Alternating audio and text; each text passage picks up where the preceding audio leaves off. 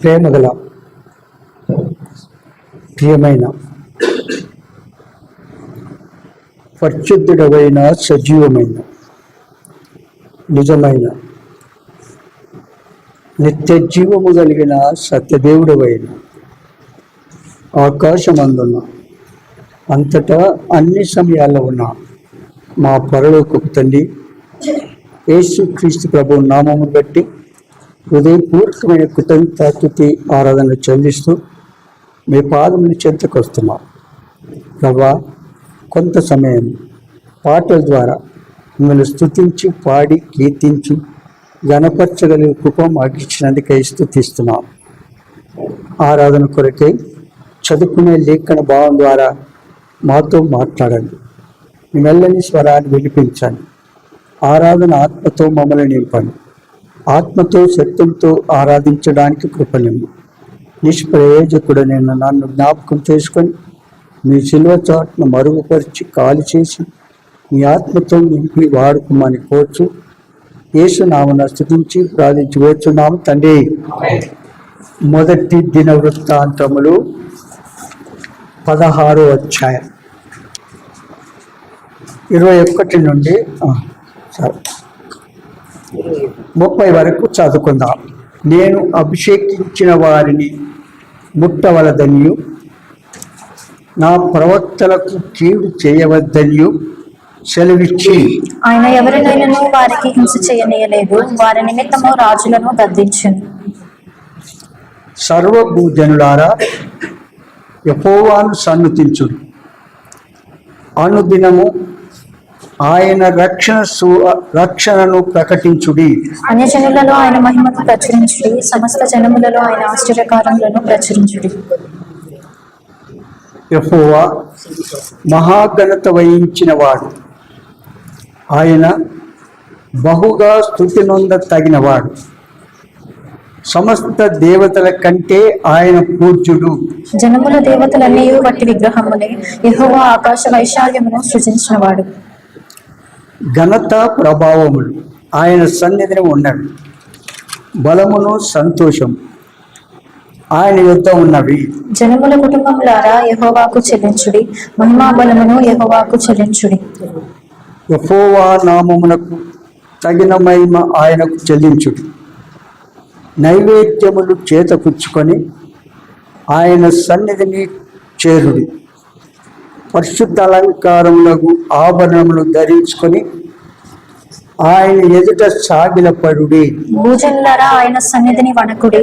అప్పుడు భూలోకము కదలకుండును. అప్పుడు అది స్థిరపరచబడును. చాలు.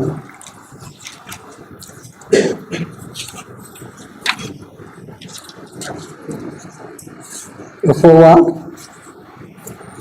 సర్వాధికారి అయిన దేవుడు. ఎవరు? యెహోవా సర్వాధికారి అయిన దేవుడు.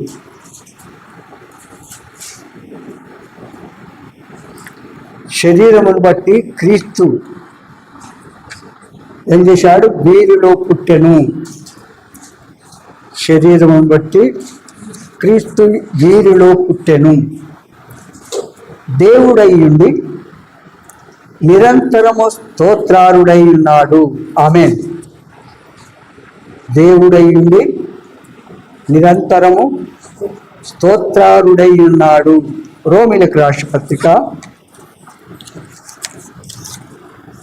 9వ అధ్యాయం 5వ వచనం. పితరులు వీరివారు. చదవండి. పితరులు వీరివారు. పితరులు మీవారు. శరీరమును బట్టి క్రీస్తు వీరిలో పుట్టెను. శరీరం బట్టి క్రీస్తు వీరిలో పుట్టెను. ఈయన సర్వాధికారి అయిన దేవుడై ఉండి నిరంతరము స్తోత్రార్హుడై ఉన్నాడు. నిరంతరము స్తోత్రారుడై ఉన్నాడు. ఆమేన్. ఏమైనాడు? నిరంతరము స్తోత్రారుడై ఉన్నాడు.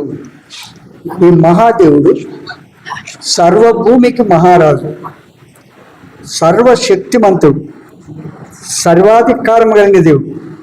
మనకు బాగా తెలిసిన వాక్యం యెషయా 9:6 చూస్తాం. ఆయన ఎలాంటి వాడు? ఏలయనగా మనకు శిశువు పుట్టెను. అమ్మా, ఏలయనగా మనకు శిశువు పుట్టెను. మనకు కుమారుడు అనుగ్రహింపబడెను, ఆ. ఆయన భుజము మీద రాజ్యభారం ఉండును. ఆశ్చర్యకరుడు, ఆలోచనకర్త, ఎలాంటి వాడైనా ఆశ్చర్యకరుడు, ఆలోచనకర్త, బలవంతుడైన దేవుడు, నిత్యుడగు దేవుడు, నిత్యుడగు తండ్రి, ఆ, సమాధానకర్తయగు అధిపతి అని అతనికి పేరు పెట్టబడును. ఎంత చక్కటి రెండు లక్షణాలు మనం కలిగినాడు ఆ మహాదేవుడు. ఆయన ఆశ్చర్యకరుడు. ఇలాంటి వాడు ఆశ్చర్యకరుడు, ఆలోచనకర్త, బలవంతుడైన దేవుడు, నిత్యుడగు తండ్రి, సమాధానకర్తయగు అధిపతి అని అతనికి పేరు పెట్టబడను. అతనికి పేరు పెట్టబడను. 7వ అధ్యాయం 14వ వచనం. కాబట్టి ప్రభువు తానే ఒక సూచన మీకు ప్రభువు చూపును. తానే యొక్క సూచన మీకు చూపును.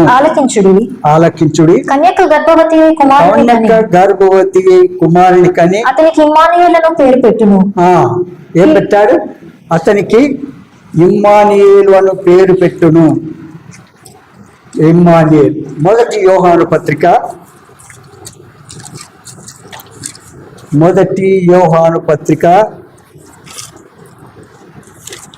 5వ అధ్యాయం 20వ వచనం. మనము సత్యవంతుడైన వానిని ఎరుగవలెనని దేవుని కుమారుడు వచ్చి మనకు వివేకం అనుగ్రహించి ఉన్నాడని ఎరుగుదుము. మనము దేవుని కుమారుడైన యేసుక్రీస్తునందున్న వారమై సత్యవంతుని అందున్నాము. ఆయనే నిజమైన దేవుడు, నిత్య జీవమునై ఉన్నాడు. యేసు ఎలాంటి వాడు? ఆయనే నిజమైన దేవుడు, నిత్య జీవము కలిగిన వాడు. అంటే స్వయం ఉనికి కలిగిన వాడు. ప్రాణం పెట్టుటకు, ప్రాణము తీసుకోవడానికి అధికారం కలిగినటువంటి వాడు. యేసు దేవుడు ఎలాంటి వాడు? ప్రాణము తీసుకొంటకు, ప్రాణము పెట్టడానికి అధికారం కలిగిన వాడు. పరిసయ్యులు, ధర్మశాస్త్రోపదేశకులు, సద్దూకయ్యులు అందరూ కూడా ఆయన వెంబడిస్తే ఆయన కఠినమైన శిక్షనిచ్చారు. కఠినమైన శిక్ష శిలువ. దానంత కఠినమైనది ఇంకా ఉండదు. అలాంటి కఠినమైన శిక్ష ద్వారా శిక్షించబడిన ఆ మహాదేవుడు ఏదైనా చేయగలడు. ఒక్క మాటతో ఏదైనా చేయగలడు. కానీ ఆయన అన్నిటినీ సహించాడు, అన్నిటికీ ఓర్చుకున్నాడు, అన్నిటికీ తాలుకున్నాడు. వాడు అన్నారు. అవునా? ఏమి అంటే నేను ఏమి అంటే సేవకుడు నన్ను ఇట్లా అన్నాడు. నేను రాను ఇంకా. ఇట్లాంటి సేవకులు దొరుకుతారా?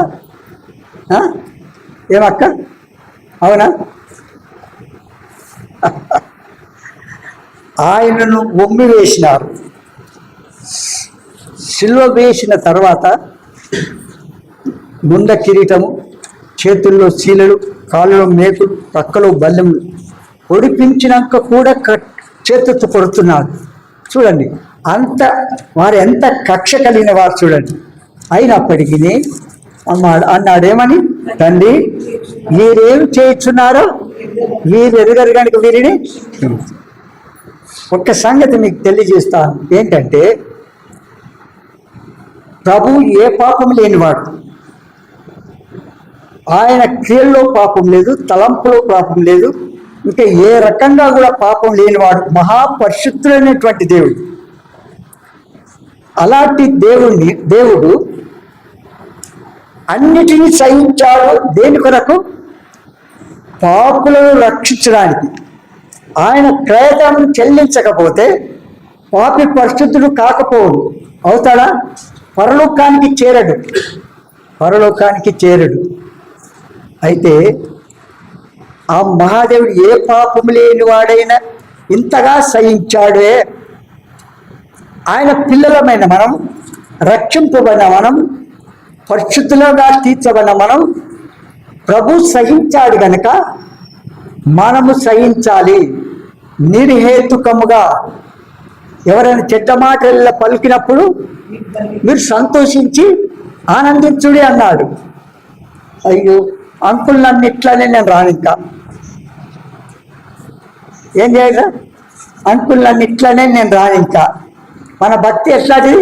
తుమ్మితే ఊరే ముక్కు. మన భక్తి ఎలాంటిది? తుమ్మితే ఊరే ముక్కు లాంటిది. తెలుసా ఎవరికైనా? తుమ్మితే ఊరే ముక్కు అని తెలియని వారు ఎవరు చెప్పండి? తెలియని వారు చేయలేదండి. తుమ్మితే ఊడే ముక్కులు అనే దానికి తెలియని వారు ఎవరున్నా? అందరికీ తెలుసా? మెర్సి తెలుసా నీకు? మరి చేయలేదు అంటే తెలియదు కనుక చెప్తున్నా. భార్యాభర్తలు కలం ఏర్పడింది. ఒకరికొకరు మాటల ద్వారా ఏం చేసినారు? కలయించుకున్నారు. భర్తకు కోపం వచ్చి భార్య ముక్కు కోసేసి ఏం చేసినాడు? భార్య ముక్కు కోసేసినాడు. కోసిన తర్వాత కొంతసేపటికి తాను పశ్చాత్తాపడి, అప్పటికి చాలా ఆలస్యమైంది, అది హాస్పిటల్కి పోయినా. హాస్పిటల్కి పోతే రక్తమంతా అదైపోయింది కనుక మళ్ళీ ఆ ముక్కు పెట్టడానికి వీలు పడదు అన్నాడు డాక్టర్. అంటే అప్పుడు ఏం చేసినాడంటే, మరి అదే ముక్కులాగా ప్లాస్టిక్ సర్జరీ చేసి ప్లాస్టిక్ ముక్కు పెడతాం, మరి ఇంత కట్టతే అన్నారు. అంటే సరే మంచిది పెట్టండి అన్నారు. అది పెట్టిన తర్వాత ఈమెకు మంచి చలికాలంలో మిరియాల రసం అంటే చాలా ఇష్టం. ఎవరికి? అమ్మగారికి. మిరియాల రసం మంచి తిన్నది. తిన్న తర్వాత ఆ చలికి ఏమైంది? తుమ్ములు వచ్చాయి. తుమ్ము వస్తే ఈ ముక్కు అవి ఆడబడ్డది. ఏమైంది? ఈ ముక్కు ఆడబడ్డ. అయ్యో నా ముక్కు అంటున్నది. అరే ఈమె నా ముక్కు అంటున్నా. అంటే అలాంటి భక్తి మనం చేయకూడదు. విన్నారా? ఒక మాట అంటే పడని భక్తి సరి అయినది కాదు. క్రీస్తులో మనము సహించాలన్నిటికీ, ఓర్చుకోవాలా. లేని వాటిని అవునన్నట్టుగా చెప్తే ఏం చేయాలా? లేని వాటిని సంతోషించాలి, థాంక్స్ చెప్పాలి దేవుని. ఎందుకు? ఆ నేరం నేను చేసిన వాడిని కాదు కనుక నన్ను అంటే అది నీకే, ప్రభుకు తెలుసు అని చెప్పి ప్రభుకు అప్పగించాలి. ప్రభు సహించాడు కనుక మనం ఏం చేయాలి? మనం సహించాలి. అదే నిజమైన విశ్వాస యొక్క లక్ష్యం. అది క్రీస్తు రూపం. చూడండి, నేను మొదట రక్షింపబడిన తర్వాత ఆరంభ దినాల్లో యవనస్తుడు 11th 12th క్లాస్లో ఉన్నాను. ఆ సమయంలో ప్రభువును బట్టి నన్ను సభలకు అప్పగించారు. కొట్టడానికి రెడీ అయ్యారు. కాలు చేతి ఇరగొట్టి నీకు ఇంట్లో పెట్టి మేము భోజనం పెట్టి నడుపుతాం అన్నారు. అంటే సహించాను. ప్రభు సహించాడు గనక మనము సహించాలి. ప్రభు అప్పగించిన తర్వాత ఇట్లు వాక్యము నా పట్ల నెరవేరుతున్నది అంటే చాలా సంతోషించాను. ఎందుకంటే బైబిల్లో రాయబడింది, ఆయన నామము నిమిత్తము ఏం జరుగుతుంది? మత్తయి 10వ అధ్యాయంలో చూసుకోండి. ఇప్పుడు మనకు కుదురు కానీ మీరు చూసుకోండి. ఆయన నామము నిమిత్తము అందరి చేత మరి సభలకు అప్పగించారు. మీరు కోరాలతో కొడతారు. అప్పుడు మనం ఈ ధీర్య శాంతం మనం కలిగి ఉండాలి. వారు పెట్టినట్టుగా మనం వెళ్ళడానికి వీలు లేదు. అలాంటి వారు ఒక్కరైనా ఉన్నారా చెప్పండి? ఇక్కడ సహిస్తాము ప్రభు కొరకు. లేని వాటిని అవునన్నట్టుగా చెప్తే ప్రభు సహించాడు కనుక నేను సహిస్తాను అని చెప్పగలుగుతామా? ఆ రూపం మనలో రావాలి. పైన భక్తి చేసినాం కాదు, ఏదో విశ్వాసమని చెప్పుకోవడం కాదు. మనలో ఆయన రూపం మనలో రావాలి. మన ప్రభు సహించాడు కనుక మనమును సహించాలి. అర్థమైందిగా? కనుక ఇక్కడ ఏమంటాడు 20లో, మనము సత్యవంతుడైన వారిని ఎరగవలనని దేవుని కుమారుడు వచ్చిన మనకు వివేకం అనుగ్రహించి ఉన్నాడని ఎరుగుతాం. మనము దేవుని కుమారుడైన యేసుక్రీస్తునందున్న వారమై సత్యవంతుని అందున్నాము. ఎవరి అందున్నాము? సత్యవంతుని అందున్నాము. ఆయనే నిజమైన దేవుడు, నిత్య జీవమునై ఉన్నాడు. ఎలాంటి వాడు? ఆయనే నిజమైన దేవుడు, నిత్య జీవమునై ఉన్నాడు. ఆయన చిరంజీవి. విన్నారా? అనుకున్నారు ఈ శాస్త్రులు, పరిసయ్యులు, ధర్మ ఈ చనిపోయినాడు కనుక మేము గెలిచినాము మేము అని కాళ్ళ ఎగిరేసుకుంటూ తిరిగినాడు. అయితే అన్నాడు ఈ వంచకుడు, ఆయన ఏమన్నారు? ఈ వంచకుడు చనిపోయి పాతి పెట్టబడి 3 రోజులు లేస్తానని చెప్పినాడు కనుక సమాధిని కావలి కాయండి అన్నాడు. ఆయన ఏమన్నారు? దేవుడైన ప్రభువును వంచకుడు అని మాట్లాడారు. ఎంత ఆ ప్రభు సహించాడు. మనం దేవుని పిల్లలమైతే అంతగా సహించాలి. మనం సహించకపోతే నిజమైన మారు మనసు పొందిన వారం కాము. ఎందుకు చెప్తున్నానంటే ప్రభువును పోలి నడుచుకోవాలి. మనం ఏం చేయాలి? ప్రభువును పోలి నడుచుకోవాలి. కనుక ఆ సత్యవంతుడైన ప్రభు మన కొరకై అన్నిటినీ సహించాడు కనుక మనమును సహించాలి. ఇక చాలా సంగతులు ఉన్నాయి. కనుక ఇక్కడ మనం చూస్తున్నాం ఏమిటంటే, చూడండి, మొదటి దిన వృత్తాంతములు 16వ అధ్యాయం 21-22 చదవండి. నేను అభిషేకించిన వారిని ముట్టవలదనియు, నేను అభిషేకించిన వారిని ఏం చేయదు? ముట్టవలదనియు, నా ప్రవక్తలకు కీడు చేయవద్దనియు సెలవిచ్చి. ఏం తెలిసింది చెప్పండి? ఈ మాటకు మీకేం అర్థమైంది చెప్పండి?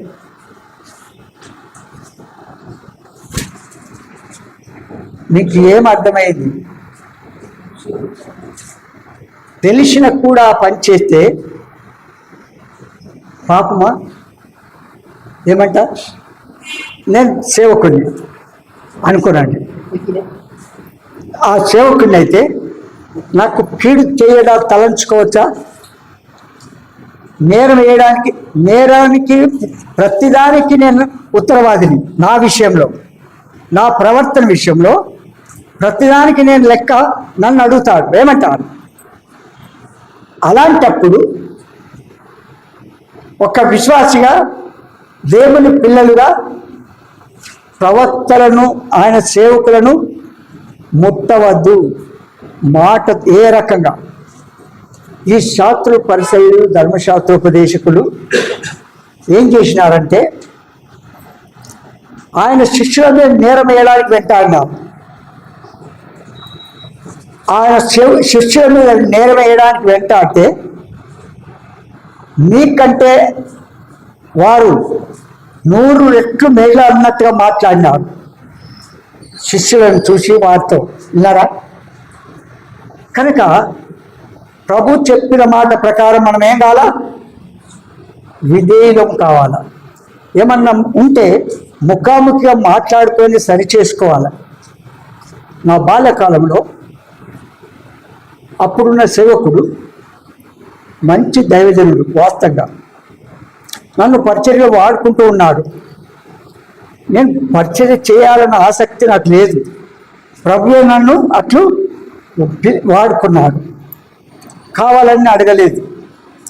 వాడుకుంటూ ఉంటే ఆయన పులిపీట మీద ఉండి ఒక మాట అన్నాడు. నన్ను ఒక మాట అన్నాడు. నేను ఆడ స్పెషల్ మీటింగ్స్ ఉంటే నేను వెళ్ళలేదు. ఆ మీటింగ్స్ వెళ్ళకపోతే అందరు వచ్చినారు, శ్రద్ధకు రాలేదు. ఏమిటి కారణము అనుకొని ఒక విశ్వాసిని వెంట పెట్టుకొని నా దగ్గరకు వచ్చింది. వస్తే ఎందుకు చెప్తున్నా ఈ స్టోరీ? ఎందుకు చెప్తున్నా? అయితే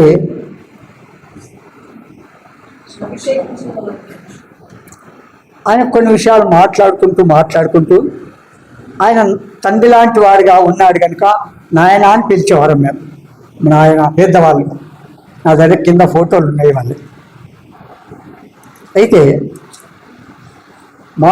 మాట్లాడుతూ నేను ఒక మాట అడిగా వాక్య ప్రకారంగా. ఒకే బావిలో నుండి మంచినీళ్ళు ఉప్పు నీళ్ళు వస్తాయా అన్నాను. వస్తాయా చెప్పండి. ఒకే బావి నుంచి మంచినీళ్ళు చెడ్డ నీళ్ళు ఉప్పు నీళ్ళు వస్తాయా? రావు. మీరు నన్ను పరీక్షలు వాడుకుంటారు. అయితే ఈ విధంగా మాట్లాడము ఎంతవరకు సమంజసము అడిగారు. అప్పుడు ఆ పెద్ద మనిషి, సిద్రకయ్య నన్ను క్షమించు, నేను తప్పు చేసినాను అన్నాడు. చూడండి, మనమైతే ఆ తప్పును 100 మందికి చెప్పుకుంటాం. చెప్పుకోమా? 100 మందికి చెప్పుకుంటాం. చాలా బాగా అనిపించింది. నన్ను పరీక్షలు వాడుకుంటావు, కానీ పులిపీఠం మీద నన్ను ఏం చేస్తావు? ఈ విధంగా మాట్లాడడం ఎంతవరకు వాస్తవమా కాదా అని అడిగితే అప్పుడు నన్ను క్షమాపణ అడిగాడు. తిరిగి వెళ్ళిపోయాడు. అట్లా అడగడం మంచి కాదు, కానీ ఎలా దైవజనుడు, నిజమైన దైవజనుడు కనుక ఇప్పుడున్న వారు ఒప్పుకుంటారా? సేవకులు సైతం కూడా అంగీకరించరు. ఏమన్నారు? కనుక మన ప్రభు సహించినాడు కనుక ఏం చేయాలి? మనము సహించాలి. మన ప్రభు సహించాడు కనుక మనము సహించాలి. చూడండి, ఆయన ఎవరినైనాను వారికి హింస చెయ్యనీయలేదు. అవునా? ఆ ప్రవక్తలకు ఏం చేయలేదు? దేవుడు హింస చెయ్యనీయలేదు. వారి నిమిత్తము రాజులను గద్దించను. ఏం చేసినాడు? ఆ దైవజనుల నిమిత్తము, ప్రవక్తల నిమిత్తము, సేవకుల నిమిత్తము దైవజనులను గద్దించాడు. అందుకే 23లో సర్వభూజనులారా ఆయన యెహోవాను సన్నుతించుడి. ఏం చేయాలా? సర్వభూజనులారా యెహోవాను సన్నుతించుడి అంటే కీర్తించుడి, యెహోవాను స్తుతించుడి. అందరు దేవుని ప్రజలు ఆయన ఏం చేయాలా? స్తుతించి ఆరాధించి గణపరచబడాలి. తర్వాత అనుదినము ఆయన రక్షణ ప్రకటించుడి.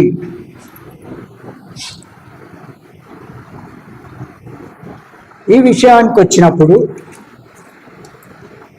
ఒక్క వ్యక్తి ఈ దినాల్లో కనబడరు. ఆ దినాల్లో వాక్యం వింటూ ఉండగానే దైవ సేవకులు కాదు, దేవుడు మాట్లాడినాడని బైబిల్ చేత పట్టుకొని దేవుని ఆత్మ ఎక్కడ నడిపిస్తే అక్కడ వెళ్ళినాం. ఈ దినాల్లో ఎంత చెప్పినా దాన్ని బట్టి ఏ రకమైన విశ్వాసులము అనేది తెలుసుకోవాలి. ఏ అంతస్తుకు చెందిన విశ్వాసులము.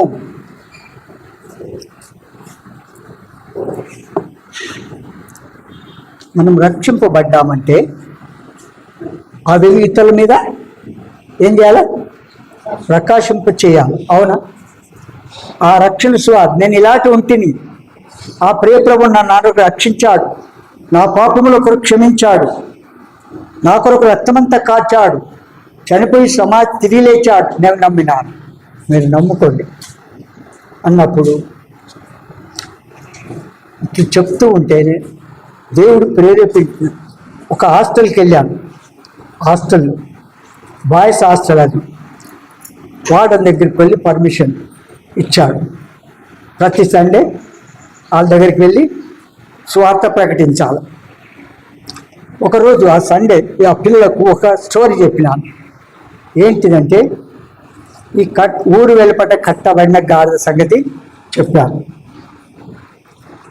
గాడిద విషయం వివరించి చెప్తూ ఉంటే ఒక పిల్లోడు అదే లక్షణాలు కలిగిన వాడని నేను అని ఆ దినమే ప్రభును వెంబడించాడు, రక్షించబడ్డాడు.